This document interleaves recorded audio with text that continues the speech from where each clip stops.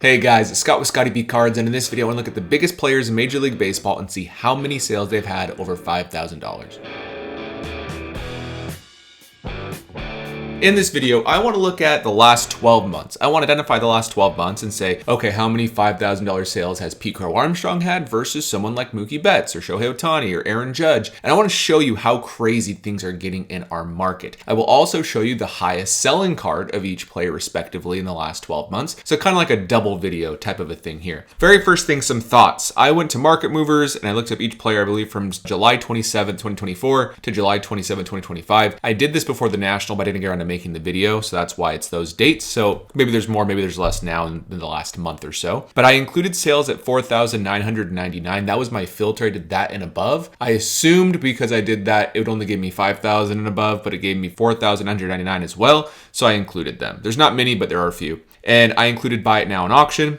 I only checked Market Movers and not Card Ladder, so if Card Ladder's pulling other sides, I didn't include those. And this isn't groundbreaking to know that hotter players have more high sales than not as hot players that are better. But at the same time, it's very surprising to see the results and to be educated on why you should not buy at hype cycles. The goal of this video is to let you know, don't buy at hype cycles. And a good example is at number 31, we have Rafael Devers. And I will note, as I go through this, I'm sure I forgot a player that could have and maybe should have been in this video. I did 31 players. That's a pretty good number. So if there's a player you think should be here, let me know, and I can look up the number they have and put it in the comments so you're aware. Devers only has one sale over $5,000 in the last 12 months, and that was his Bowman Chrome Red. It's not a first Bowman, but it basically is his Bowman Chrome first autograph. Went for $8,800. Then we have Pete Alonso. He's having a pretty good year. He also only has one sale over $5,000 at $9,000 in February, and that's it. This is just his red Bowman Chrome autograph. Makes sense, but only one sale for Pete Alonso. Skubal, I believe he has more now, but he has two. He has two sales over $5,000. I love how the seller of this Sapphire PSA 10 Bowman Chrome first autograph left the $850 sticker on there as he sells it for 10 grand. Just kind of like a subtle flex. He's almost a 10 bagger here. Either way, pretty cool for Skubal. He has two cards over $5,000. Jose Ramirez, he has two cards over $5,000, including his most expensive. That is $17,000 for this Atomic PSA 10 Topps Chrome autograph. May be weird, may seem high, but the thing is he does not have a first Bowman Chrome autograph, so this basically is his first Bowman Chrome autograph. At number 27 is Corbin Carroll. Just kidding, should say Carroll, but I covered it right there. Forgive me. But either way, this is his logo man. This is his true rookie logo man from Dynasty for $21,000. The seller timed this sell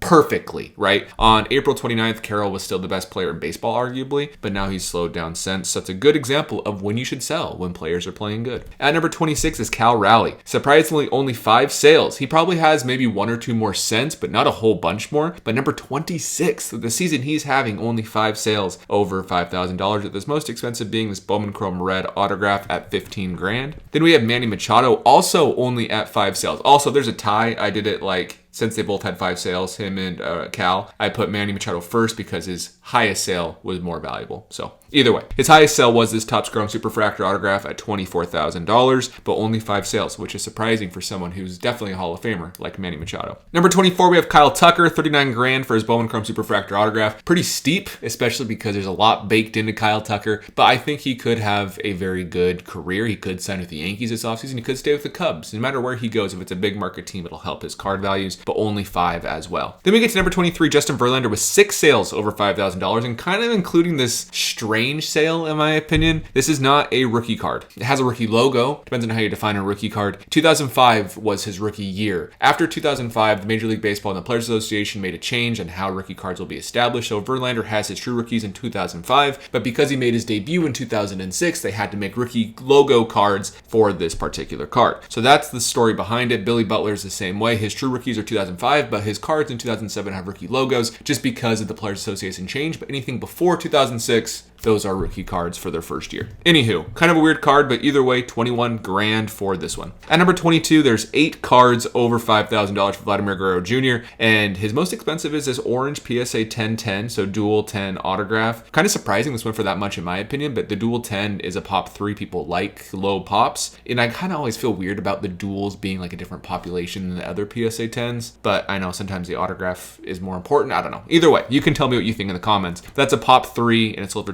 23 grand. At number 21 is Francisco Lindor. He has 9 sales over $5,000, including his most expensive, which I wish I would have bought. I love this card so much. I just don't have the funds at the time. This is his Topps Chrome Superfractor autograph. Sold for 14 grand back in September. I will buy this card from me for this price. Let me know. At number 20, we have Junior Camroero. This is his rookie debut patch autograph. Really cool card. He has 20 sales over $5,000. Think about that. Manny Machado, all these other guys, Carroll even, they all have 5-ish sales, and then Junior Camroero has 20, including this $66,000 card, which is his rookie debut patch autograph. Pretty crazy. At number 19, we have Freddie Freeman, tied with Junior Camroero with 20 sales, even though his Superfractor autograph did sell for $91,000. Gorgeous card. Really cool card. At number 18, we have Gunnar Henderson, above Freddie Freeman, above Manny Machado, above everybody else, with 23 sales over $5,000, including this Bowman Chrome Superfractor non-autograph card. So who knows what's going to happen with these? It doesn't look like these really have ever caught on, but maybe they will. But 24 grand is a pretty good price for this card.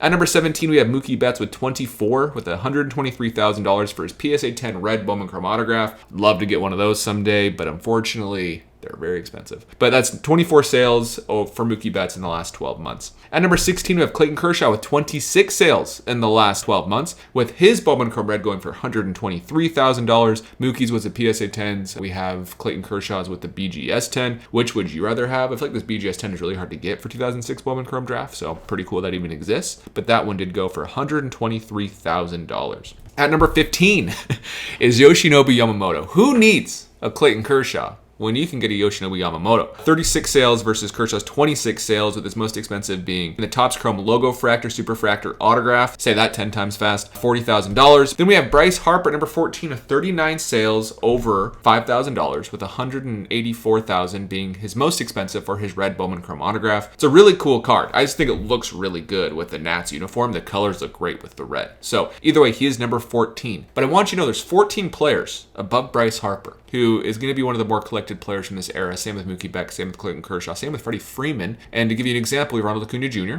who I don't think anybody would have too many issues with, but number 13, even though he's been out for a lot of the year, and actually, yeah, he's out with an Achilles injury right now, but even before that, he had a late start to the season with the ACL recovery, and his cards still are going for a lot of money. $5,000 sales, he has 44 of those, with his most expensive being this PSA 10 orange for $36,000. Number 12, we have Pete Crow-Armstrong. So we're starting to see a little bit of the hype baked in here, with his most expensive sale being his red Bowman Chrome autograph for $50,000, and he has 44 sales overall over $5,000. That's a lot of money being pumped into Pete Crow-Armstrong. Nothing against Pete Crow. He looked amazing for the first, through August, through the end of July, the beginning of August, and he kind of hit a wall, which happens. He's a rookie, right? But one of those things where those 44 people who paid $5,000 for their cards, if they're holding them, could start to be concerned. Then we have some surprising results. This is kind of why I wanted to do this video. We have Jackson Holliday with 45 sales over $5,000. Yes, he was a rookie. Yes, when a player's a rookie, they have more hype. Yes, when that happens, you have more sales that are more expensive. But either way, it should show you that it doesn't make sense. That's kind of the goal of this video. That doesn't make sense. Go buy a really cool Manny Machado instead of Jackson Holliday. Both were Oriole rookies, but Machado's going to be a Hall of Famer. We don't know about Holliday. And Holliday is like 15, 20 times more rookies than Manny Machado in the first place. Maybe that's the argument for why he has more $5,000 sales, because there's more cards to go over $5,000. But I would just argue the opposite side, that there's too many to maintain $5,000. So either way, $198,000 for his rookie debut patch autograph. Actually a pretty bold autograph for him. He has a very streaky autograph in general. At number 10, it's Julio Rodriguez, who should not be number 10. He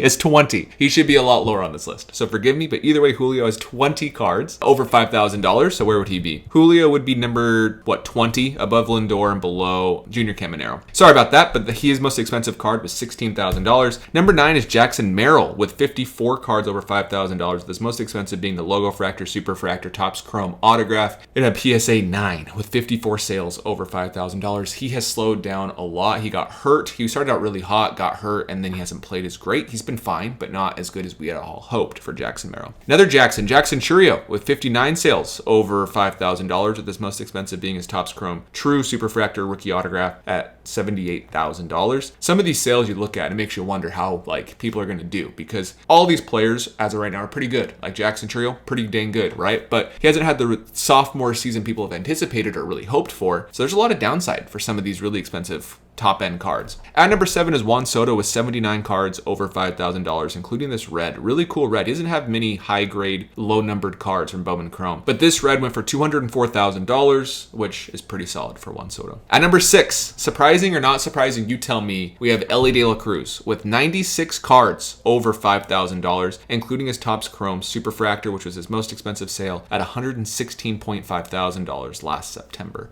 So pretty big sale and a lot of sales over $5,000 for Elly. Hopefully the Reds make the playoffs. I root for the Reds as someone who lives relatively close to Cincinnati. Go Reds. At number 5, we have Bobby Witt Jr. He was the AL MVP runner-up this last year, one of the better shortstop seasons we've ever seen. 145 sales over $5,000, including this Bowman Chrome red autograph at $114.7 thousand. Then we have Paul Skenes. Surprising to see a pitcher this high when Clayton Kershaw was, 26 or so sales over 5,000. Skenes has 183 sales over 5,000, so significantly more than Kershaw. Almost 10 times more, maybe not quite, maybe 7 or 8 times more. But $1.1 million for his rookie debut patch autograph purchased by Dick's Sporting Goods on the Fanatics Collect Marketplace. At number 3 is Mike Trout with 197 sales over $5,000, including his most expensive, which is his 2009 Bowman Sterling Red 1 of 1. Really cool card. This card would have sold for a lot more a couple years back. Either way, good sale for the seller, good buy for the buyer. Really cool card. It's one of 2 Topps produced autographs from 2009 outside of his Bowman Chrome first autograph. At number 2, we have Aaron Judge. We're seeing a lot of numbers now. 337 sales over $5,000, including this gold Bowman Chrome autograph black label 10/10 autograph. Pretty cool card. Nice bold autograph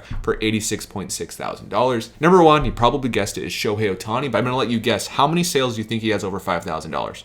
1,428. I bet if we went and combined every single person on this list outside of Ohtani, they wouldn't amount to how many sales Ohtani has over $5,000. It just goes to show you where people are putting their money, where people believe the most valuable cards are going to be in baseball, and that player is Shohei Ohtani, including the most expensive or tied with the Skenes as the most expensive card on the list. This is his game-used pants logo man from his 50-50 game, where he had 50 home runs and 50 stolen bases, arguably one of the best games of all time too. He had like 3 home runs and 6 hits and 11 RBI, some crazy numbers like that. Either way, it went for $1.1 million, and he has 1,428 sales over $5,000. So the key takeaways, what can we take away from this? Don't get caught up in the hype, as they think the main thing, because a lot of these younger guys or the players who are popping off, their cards are going for all-time highs right now, which makes sense because that's what happens, but it's hard to maintain those values. So other than that, thanks for watching, everybody. Let me know in the comments down below what you take away from this video, and I'll see you in the next one.